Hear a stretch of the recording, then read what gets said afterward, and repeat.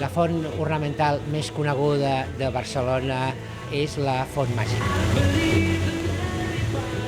Soc Josep Maria Borrego, soc el responsable de les fonts ornamentals de Barcelona. La Font Màgica, quan es va posar en marxa, funcionava d'una manera manual.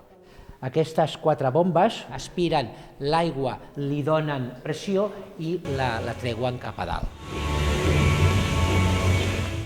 Respecte a l'ornamentació de l'aigua, la font té 19 jocs. A més, se poden fer combinacions, amb la qual cosa augmenta en gran mesura el número de jocs d'aigua. També es pot jugar amb la il·luminació.